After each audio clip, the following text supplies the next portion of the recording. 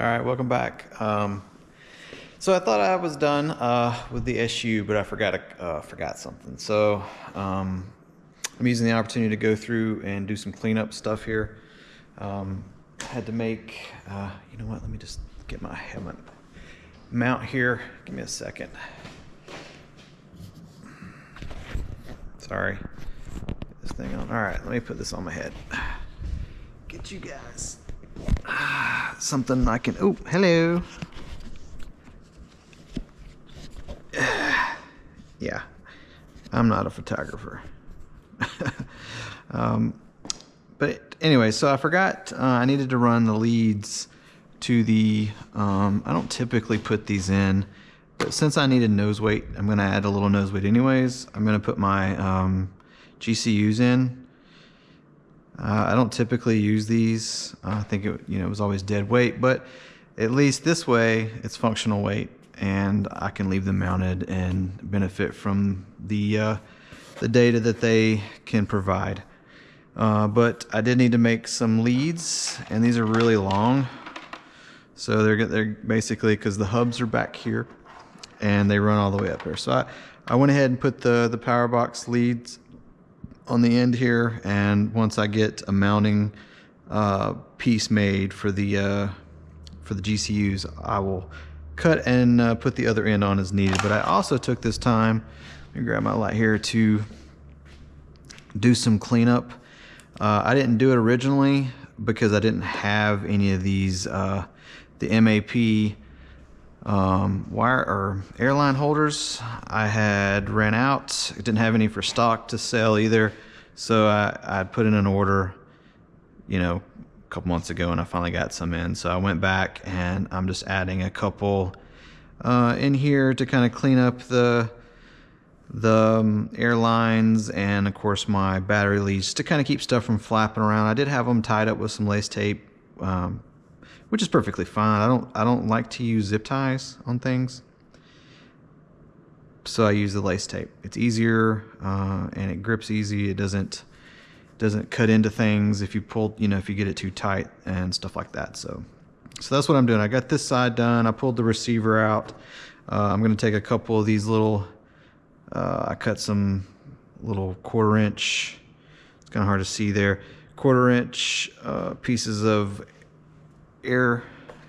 airline, and I'll glue those in on the wall and hold my antenna for the receivers kind of at I do the Y. I'm gonna do the Y on this one and everything. So you either do a Y or you do like a perpendicular 90-degree kind of thing, and I'm just gonna do the Y on them. But I'll glue those on the side once I put these in and everything. But that's kind of what I'm doing now. Like I got to finish up this other side, organizing it. You can kind of see I had it just ran like this in there. So I'm just gonna trim this down to how many I need. Looks like 5. So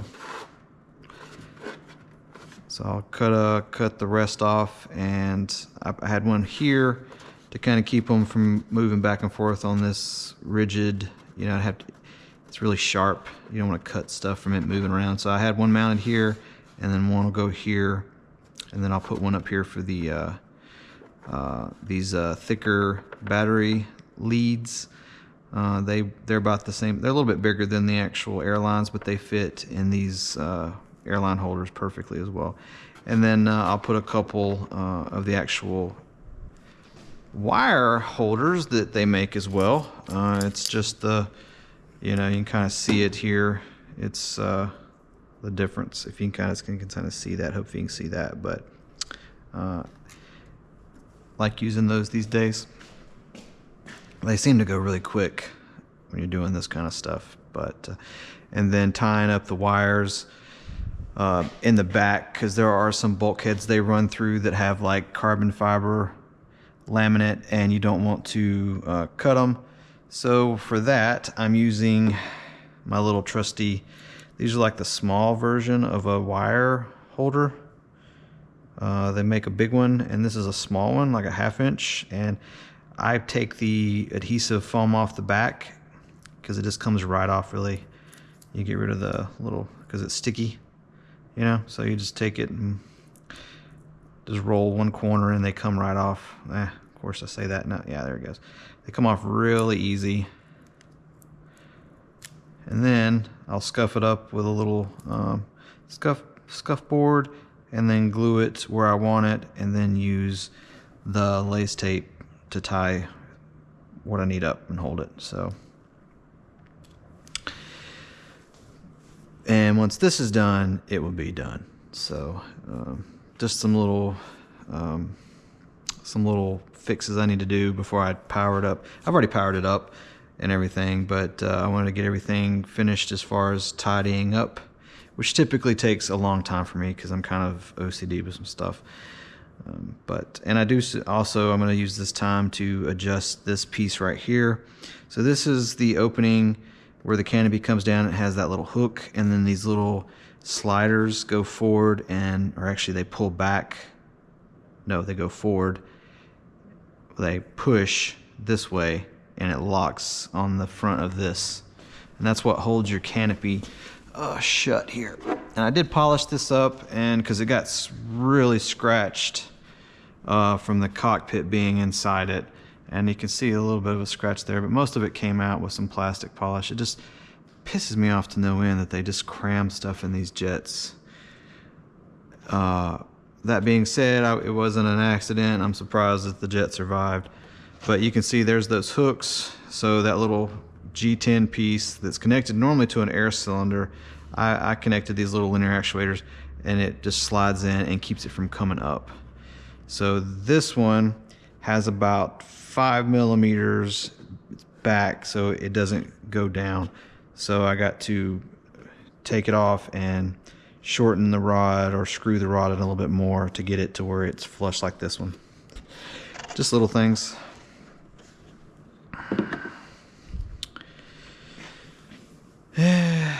And that would be it.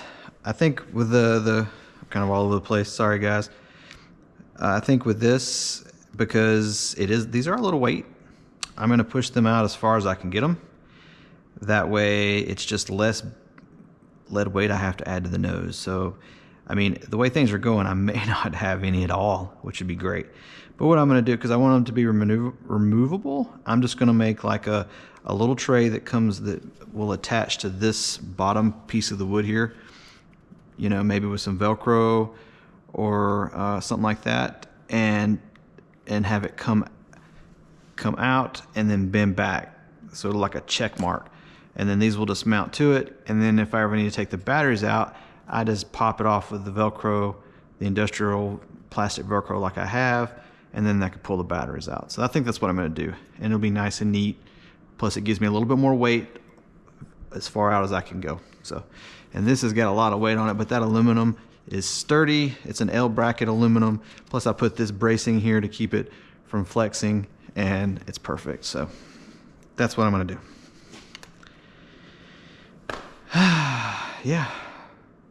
Man, I get working on these things, my back starts killing me. Old man problems. I misspoke last night in my video on Shop Talk and what I was doing with this too. My buddy that received a guitar, I said it was from Gary Newman. It wasn't. It's actually from Brian May, the guitarist from Queen, that gave him that guitar. I don't know. I was just thinking about it last night. I hadn't talked to him in about a week or so, but I mentioned that in the video. You guys should check him out, Jace Lewis. I mean, he's got a lot of music on Spotify, and he does some cool stuff. He's actually working with Atari and some stuff like that right now, which is pretty cool. And producing and production and stuff like that. But you can find his music on YouTube. He's got some music videos that was one good thing. He kind of old school. He does music. Used to do music videos that kind of give me that old MTV vibe.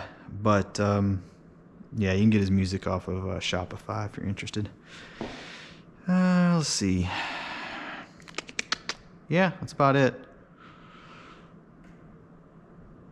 So, oh, and another goofy thing, I'm kind of, I know it's like a long shot, but I've always been a fan of Survivor.